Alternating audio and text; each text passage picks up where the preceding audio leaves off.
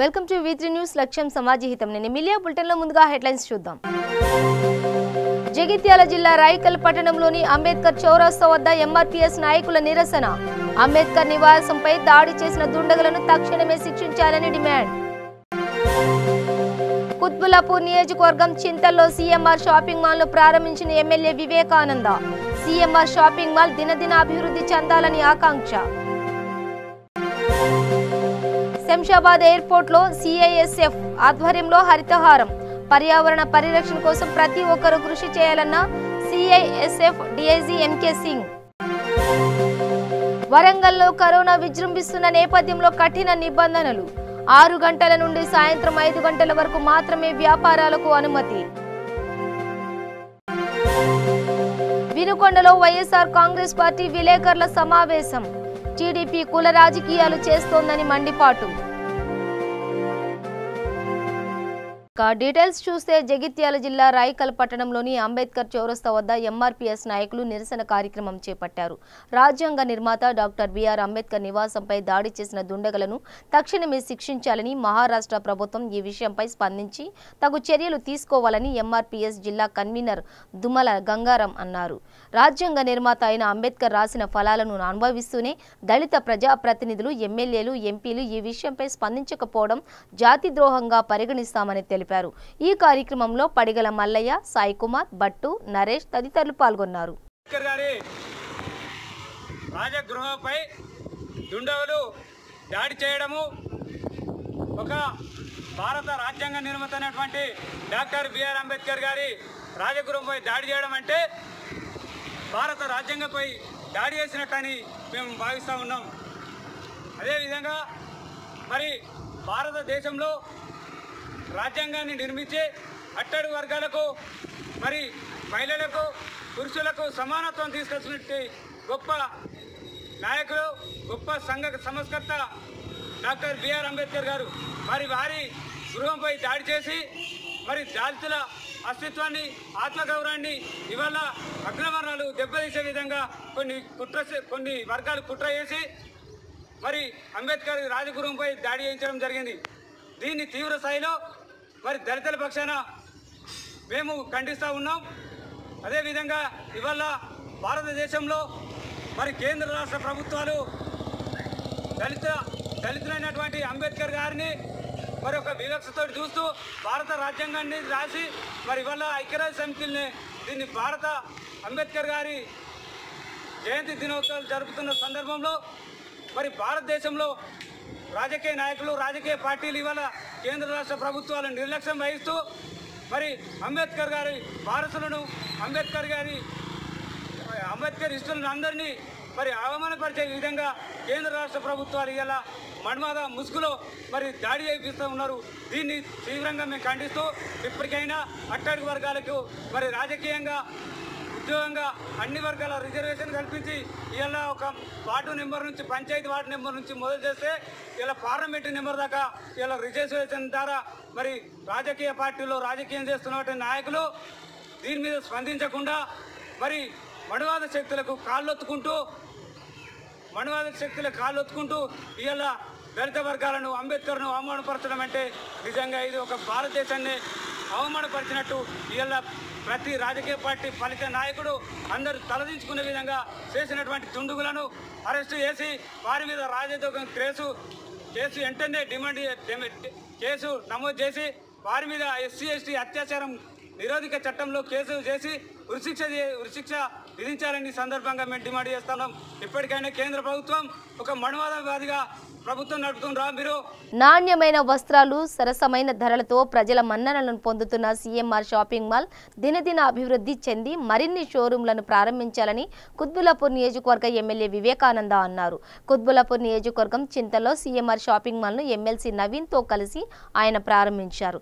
ఈ సందర్భంగా ఆయన మాట్లాడుతూ 2 తెలుగు రాష్ట్రాల్లోని మహానగరాలలో ఇటు వస్త్ర ప్రపంచం నేపథ్యంలో అటు జ్యువెలరీ షాపింగ్ మాల్ను ప్రారంభించి ప్రజలకు సరసమైన ధరలను అందజేయడం అభినందనీయమని తెలిపారు. అదేవిధంగా ఇప్పటి వరకు రాష్ట్రంలో ఉన్న 65 CMR షాపింగ్ మాల్లతో దినదిన అభివృద్ధి చెంది ఇంకా 100 షాపింగ్ మాల్ను ప్రారంభించే సెంచరీ కొట్టాలని అన్నారు. ఈ కార్యక్రమంలో TRS party office bearers KM Pratap, KM Gowrish, MP Vishal Goud, సుప్రసిద్ధ వ్యాపారవేత్త మావూరి వెంకటరమణ, CMR షాపింగ్ మాల్ యాజమాన్యం చంద్రమోహన్ రావు తదితరులు పాల్గొన్నారు. CMR వారి యొక్క గ్రూప్ ద్వారా తమ 65వ మరి యొక్క దుకాణాన్ని ఈరోజు ప్రారంభం చేసుకోవడం చాలా సంతోషంగా ఉంది. సుమారు 5 దశాబ్దాలుగా అంటే 48 సంవత్సరాలుగా ఈ రంగంలో ఉంటూ చిన్నగా రాజమండ్రిలో చిన్న ఒక బట్టల పుట్టతో ప్రారంభం చేసినటువంటి వీరి యొక్క వ్యాపారం ఈరోజు సుమారు 65 షాపులకి మరి పెరిగిందంటే దాని వెనకాల ఎంత కృషి, ఎంత త్యాగం, ఎంత మరి పట్టుదల, ఎంత నేర్పరి, ఎంత ఓర్పుతోనే మరి వ్యాపారం చేస్తే ఇంత పెద్దగా మరి ఎక్స్పాన్షన్ మనం అర్థం చేసుకోవచ్చు. మరి వీరి యొక్క గొప్పతనం ఏంటంటే నాణ్యమైనటువంటి బట్టలతో పాటు సరసమైనటువంటి రేట్లు, అంటే చాలా తక్కువ రేట్లో ప్రజలకి, పేదలకి, మధ్య తరగతి కుటుంబాలకి అందుబాటులో ఉండే విధంగా మరి బట్టల్ని వీరు అందుబాటులో తీసుకురావడం వీరి యొక్క గొప్పతనం, CMR యొక్క గొప్పతనం. మరి అంతేకాకుండా మరి వారు ఏదున్నా పారదర్శకంగా వారి ఇంత పెద్ద 65 షాపులకు సంబంధించినటువంటి ఈ యొక్క బట్టలని మరి ఒకటేసారి డైరెక్ట్ నేతన్నల దగ్గరికి వెళ్ళి, అంటే వారు స్వయంగా వారు వృత్తిపరంగా కూడా నేతన్నలే కాబట్టి ఈ బట్టలు తయారు చేయడంలో కానివ్వండి, ఈ చీరలు ఒక నేయడంలో కానివ్వండి, వారికి దీంట్లో నైపుణ్యం ఉంది కాబట్టి చక్కటి క్వాలిటీ బట్టలని, వెరైటీ బట్టలని మరి మార్కెట్లోకి తీసుకొచ్చి అందుబాటులో పెట్టడం మరి CMR వారి యొక్క గొప్పతనం. అందుకే వారు ఇన్ని దశాబ్దాలుగా మరి సక్సెస్ అయ్యుకుంటూ మరి ముందుకు వెళ్తా ఉన్నారు.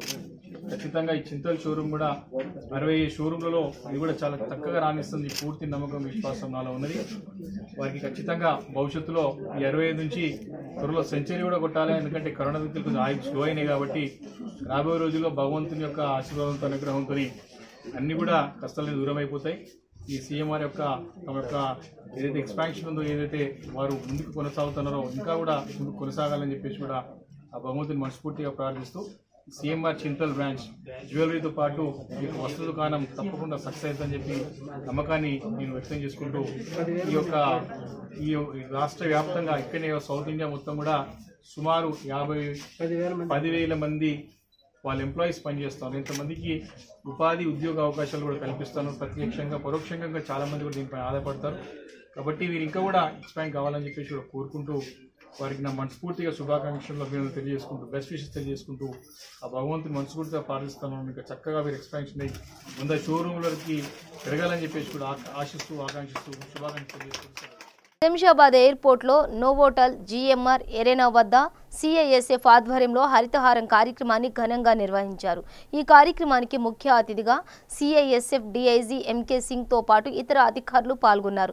కరోనా నిబంధనలు పాటిస్తూ ఎరేనా ఆవరణలో CISF సిబ్బంది మొక్కలు నాటారు. అనంతరం CISF DIG MK సింగ్ మాట్లాడుతూ పర్యావరణ పరిరక్షణ కోసం ప్రతి ఒక్కరూ కృషి చేయాలని, విధిగా మొక్కలు నాటాల్సిన అవసరం ఎంతైనా ఉందని, మొక్కలు నాటడం ద్వారా ఈ వాతావరణంలో మార్పులు చెంది సమృద్ధిగా వర్షాలు కురుస్తాయని అన్నారు. సిద్దిపేట జిల్లా దుబ్బాక మండల కేంద్రంలోని చీకోడ్ సమర్థ సద్గురు సాయినాథ్ మహారాజ్ పై తప్పుడు ప్రచారాలు సరికాదని ప్రముఖ వ్యాపారవేత్త కూర వేణు గురూజీ అన్నారు. వ్యాపారవేత్తల సంఘాల నాయకులు మీడియా సమావేశం ఏర్పాటు చేశారు. ఈ సమావేశంలో వారు మాట్లాడుతూ సమర్థ సద్గురు సాయినాథ్ మహారాజ్ ఎప్పుడూ ప్రజల సేవకై, ప్రజల మేలు కొరకై, భక్తుల కోరికలను, సమస్యలను పరిష్కరించే తీరులో ఎంతో మేలు చేస్తున్నాడని, మహిళను తన తోబుట్టులాగా ఎంతో గౌరవిస్తున్నారని అన్నారు. అటువంటి బాబాపై తప్పుడు ప్రచారాలు చేయొద్దని కోరారు. ఈ కార్యక్రమంలో మారోజు లక్ష్మణాచారి, ఆకుల దేవేందర్, చందు, హనుమంతు తదితరులు పాల్గొన్నారు. ఆధ్యాత్మికమైన వ్యక్తికి సంబంధించిన విషయాలని ఏ విధంగా తీసుకుంటున్నామంటే, మనము న్యాయ నిర్ణయం మనం ఇంట్లోనే కూర్చొని చేస్తున్నాం. న్యాయ నిర్ణయము, సత్యము, అసత్యము నిర్ధారణ చేయాల్సింది రాజ్యాంగబద్ధమైన న్యాయ వ్యవస్థ, పోలీస్ వ్యవస్థ, దానికి సంబంధించిన వ్యవస్థలన్నీ మనకు ఉన్నాయి. మనమే ఏర్పాటు చేసుకున్నాం ప్రజాస్వామ్యంలో. కానీ ఏదైనా ఒక వ్యక్తి మీద అట్లాంటి ఏదైనా ఇష్యూలు వచ్చినప్పుడు న్యాయము, అన్యాయము మనం నిర్ధారించే బదులు అతను ఏ ఉద్దేశం కోసము, ఏ దృక్పథం కోసము నిలబడ్డాడు ఏ ఉద్దేశంతో ఆయన ఎన్ని సేవా కార్యక్రమాలు చేస్తున్నారు. కొన్ని వేల మంది తమ కష్టాలు వస్తే చెప్పుకోవడానికి ఎవరూ లేని పరిస్థితిలో అక్కడికి వెళ్తే వాళ్ళకి సాంత్వన కల్పించడానికి ఒక వ్యక్తి ఉన్నాడు ఇవాళ. సో ఇట్లాంటి పరిస్థితులలో మనం సత్యము అసత్యము అన్నది నిర్ధారణ జరిగే వరకు కూడా కొన్ని వేల మంది భక్తుల మనోభావాలను మనము దాన్ని డిస్టర్బ్ చేయవలసిన అవసరం లేదు అన్నది మన యొక్క అభిప్రాయము. ఇక్కడ ఎవరు మంచి ఎవరు చెడు అన్నది మాకు అసలు అది విషయమే కాదు. మాకు ఒకటే కన్సర్న్ ఏమి అని అంటే, మనం ఎవరు చేయలేని పనిని తను చేస్తున్నారు కదా, ఆ పని ఎవరైనా ఒక నెల రోజులు అక్కడ కూర్చొని అన్ని వేల మంది భక్తులకు వచ్చేవారికి సాంత్వన చెప్పడానికి నిలబడితే వాళ్ళకి తెలుస్తుంది అది ఎంత సూక్ష్మమైన విషయము, ఎంత సున్నితమైనది, అది ఎంత బాధ్యతాయుతమైన పని అన్నది. సో అది రేపు అక్కడ జరిగింది మంచి పని అని తెలిసిన తర్వాత ఇప్పుడే పరిస్థితి ఎట్లా ఉంటుందంటే, మంచి అన్నది చెప్పులు దొడుకునేసరికి చెడు అన్నది ప్రపంచమంతా తిరిగి వస్తుందంట. సో కాబట్టి ఏంటంటే సత్యాలు రాజ్యాంగబద్ధంగా బయటికి వచ్చే వరకు కూడా ఒక ధర్మానికి సంబంధించిన వార్తలు ఏవైతే ఉన్నాయో అవన్నీ భక్తులు ప్రజలందరూ కొంచెం సంయమనం పాటించాలి అని కోరుకుంటున్నాం.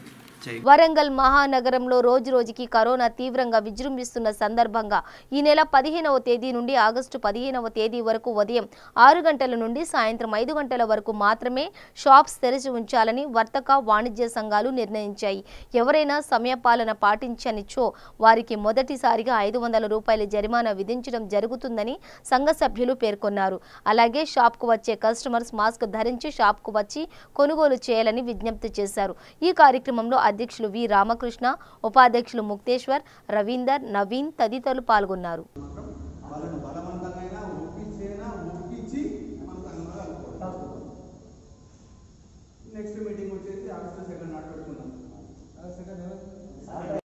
డిపో దగ్గర నుంచి వడ్డేపల్లి చర్చి వరకు ఉన్న కిరాణా వర్తక సంఘం వాళ్ళందరూ కలిసి ఈరోజు మీటింగ్ అయినారు.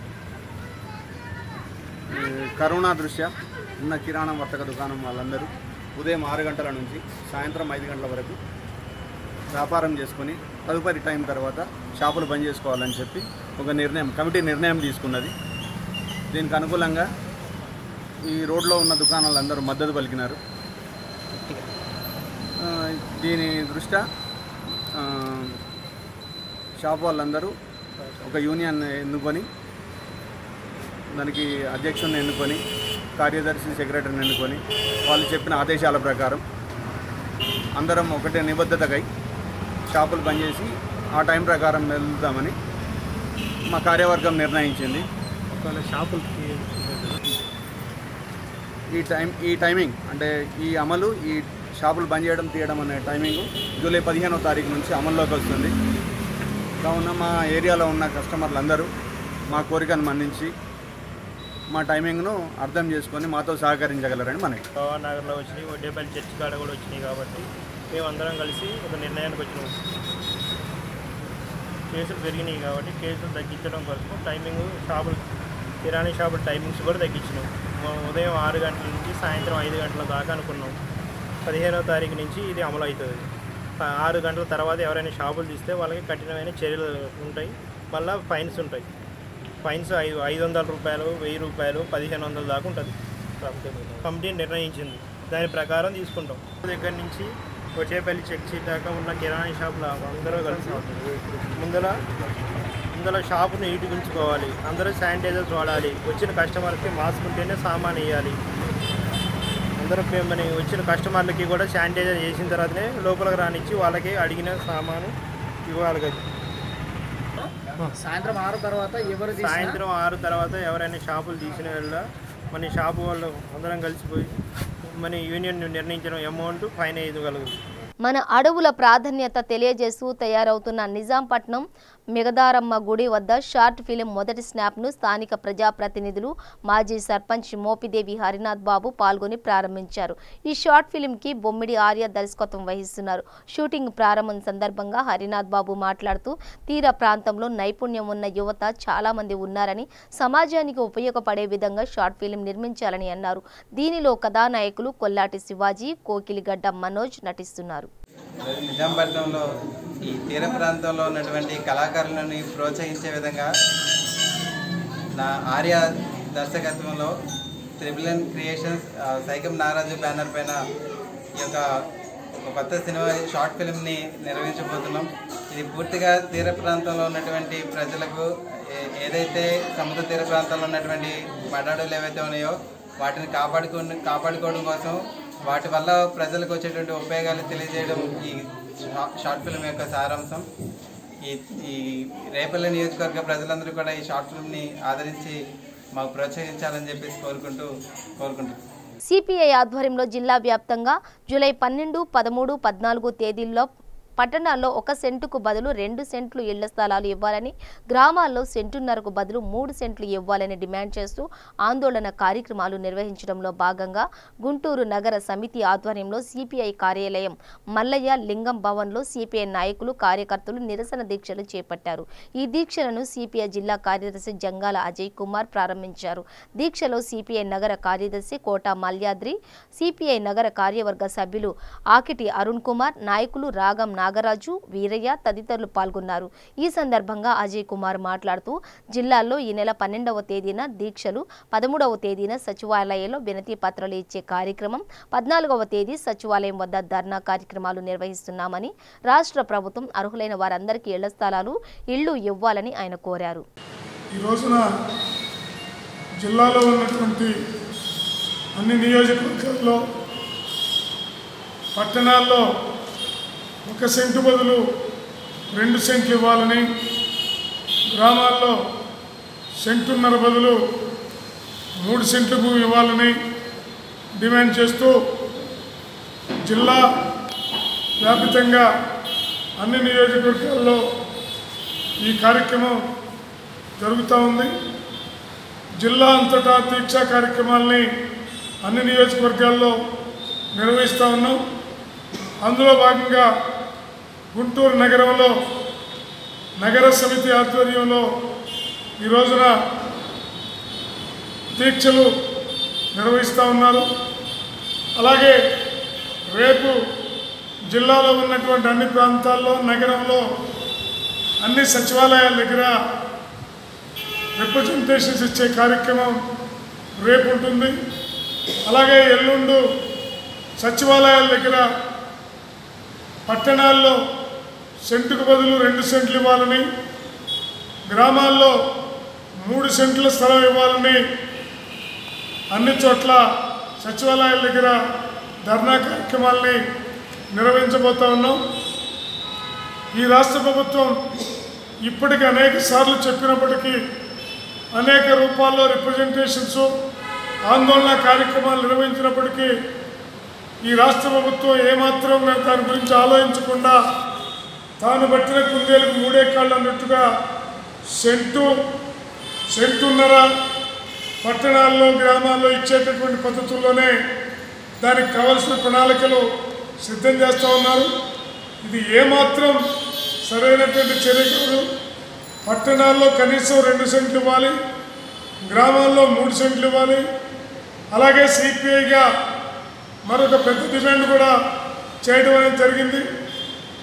ఇళ్ల స్థలాల కొనుగోలు వ్యవహారంలో జరిగినటువంటి అవకతవకలు, అవినీతి పైన విచారణ జరిపి దాంట్లో ఎవరైతే భూముల కొనుగోలు, అమ్మకాల్లో అవినీతికి పాల్పడ్డారో వారిని కఠినంగా శిక్షించాలని ఇప్పటికే డిమాండ్ చేస్తూ పలుమార్లు రాష్ట్ర ప్రభుత్వం దృష్టికి తీసుకొని రావడం అనేది జరిగింది.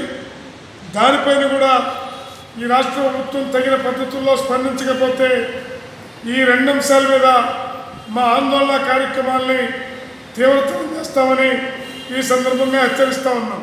గుంటూరు జిల్లా పొన్నూరు రూరల్ సర్కిల్ పెదనందిపాడు పోలీస్ స్టేషన్ పరిధిలో అన్నదమ్ముల ఆస్తి తగాదాల కారణంగా 2 అన్నలు కలిసి తమ్ముడిపై, అతడి కుమారుడిపై బ్లేడుతో దాడికి పాల్పడ్డారు.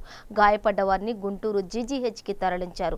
నిందితులపై కఠిన చర్యలు తీసుకుంటామని స్థానిక ఎస్ఐ దార్ల జయకుమార్ తెలిపారు. పెదనందిపాడు గ్రామంలోని బుడ్రాయి సెంటర్ దగ్గర ఉన్నటువంటి రైస్ వ్యాపారం, భీమ్ వ్యాపారం చేసినటువంటి శ్రీనివాస్ గుప్తా, అదేవిధంగా శివశంకర్ గుప్తా, శాస్కిరావు అని 3 అన్నదమ్ములు ఉంటారు. పెద్దోళ్ళు ఇద్దరైనటువంటి శివశంకర్ గుప్తా, శాస్కిరావు కలిసి మరియు వాళ్ళ కొడుకు నారాయణ కలిసి ఆస్తి వివాద విషయంలో శ్రీనివాస గుప్తని మరియు వాళ్ళ కొడుకు కుమారుడిని ఆశీర్వాదంలో ఎప్పటి నుంచో గొడవ జరుగుతున్నాయి. దాన్ని మనసులో పెట్టుకొని ఈరోజు వాళ్ళ షాపు దగ్గర బ్లేడ్తో అటెంప్ట్ చేసి పొట్ట మీద కోసినట్టుగా ఫిర్యాదు రాబడింది. వాళ్ళకి కూడా కోయబడిన రక్తగాయాలు ఉన్నాయి. కంప్లైంట్ తీసుకొని కేసు రిజిస్టర్ చేస్తున్నాము. అదేవిధంగా ఇంజూరీ అయిన వాళ్ళని గుంటూరు గవర్నమెంట్ హాస్పిటల్ జీజీహెచ్కి కానిస్టేబుల్ నుంచి పంపించింది. ఈ వివాదానికి కారణం ఆస్తి వివాదం. వినుకొండ పట్టణంలో వైఎస్ఆర్ కాంగ్రెస్ పార్టీ కార్యాలయంలో ఏర్పాటు చేసిన విలేకరుల సమావేశంలో వినుకొండ వైఎస్ఆర్ కాంగ్రెస్ పార్టీ నాయకులు మాట్లాడారు. ఈ సందర్భంగా వారు మాట్లాడుతూ టీడీపీ కుల రాజకీయాలు చేస్తోందని ఆరోపించారు. మీరు చెప్పించారు, పార్టీకి రిజైన్ చేసేటప్పుడు స్వయంగా మీరే నా స్నేహితుల్ని, మీకు సంబంధించినటువంటి ఎన్ఎస్ రావు గారిని నా ఆఫీసు పంపించారు. మీరు పార్టీ మారొద్దు, పార్టీ రిజైన్ చేయొద్దు, రాజీనామా చేయొద్దు అని చెప్పి బతిలాడారు. మీరు నా ఇంటికి వచ్చి దాదాపుగా 3 గంటలు ఉన్నారు ఆంజనేయులు గారు మీరు. అట్లానే మా ఆఫీసులో ప్రెస్ వాళ్ళందరూ వస్తే కూడా మీరు ఉన్నారు. ఎందుకున్నారు? మనిషికి కొన్ని క్వాలిటీస్ ఉన్నాయి కాబట్టి. నేనుంటే మీకు బలం అనుకునే ఉన్నారు. నేను బలహీనున్నైతే నా దగ్గర ఆరోపణలు ఉంటే మీరు ఉండేవాళ్ళు కాదు కదా. మరి ఇవాళ ఎందుకు ఈ ఆరోపణ చేయిస్తున్నారు మీరు కింద వాళ్ళ చేత? ఇది సరైన పద్ధతి కాదు. ఇంకోటి, అక్కడ కొంతమంది మీరు ఆ షాడో ఎమ్మెల్యేలని తయారు చేసుకున్నారు కదా. నేను ఎప్పుడైతే పార్టీకి రిజైన్ చేశానో నీ పక్కన ఉన్నటువంటి ప్రైవేట్ పంచాయతీలు చేసే షాడో ఎమ్మెల్యేలు పండుగ చేసుకున్నారు. ఎందుకని? తెలుగుదేశం పార్టీ మళ్ళీ అధికారంలోకి వస్తుంది, మనమే ఎంజాయ్ చేయొచ్చు పవర్ అంతాను, దరిద్రం పోయింది, ఎంఎన్ ప్రసాద్ పోయాడు పార్టీలో నుంచి అని. అంటే ఆ రోజున పరిస్థితులు నేను ఇక్కడ అధికారం వస్తుందని రాలా, జగన్మోహన్ రెడ్డి గారు అధికారంలోకి వస్తారని కలగని రాలా. నీ విధానాలు నచ్చక మేము వచ్చేసాం ఇక్కడికి. బ్రహ్మనాయుడు గారి మీద విశ్వాసంతో వచ్చేసాను నేను. అయితే వచ్చిన తర్వాత ఇవాళ చాలా చక్కగా పరిపాలిస్తా ఉన్నారు. ప్రజారంగంగా మరి జగన్మోహన్ రెడ్డి గారు పరిపాలిస్తా ఉన్నారు. మేము అప్రిషియేట్ చేస్తున్నాం. చాలా సందర్భాల్లో చెప్పాం, అనేక విషయాల్లో కరోనాను ఎదుర్కోవటంలో కానీ, ప్రజలకి సంక్షేమ పథకాలు ప్రతి ఒక్కడికి ఇవ్వటంలో కానీ చాలా చక్కగా మభ్యపరచకుండా జగన్మోహన్ రెడ్డి గారు రాజకీయాలు నడుపుతా ఉన్నారు. మీకు ఇదే ఉదాహరణ. మేము ఎప్పుడు కూడా ఆశించో పదవులు ఆశించో రాలేదు. ఈ విమర్శలన్నీ కూడా మీరు ఇప్పటికైనా సరే మానుకోవాలి. కర్నూలు జిల్లా నంద్యాలలో హిజ్రాను పెళ్లి చేసుకుని ఉన్నదంతా ఊడ్చేసి పలాయనం చిత్తగించడం ఓ ఆర్మీ ఉద్యోగి.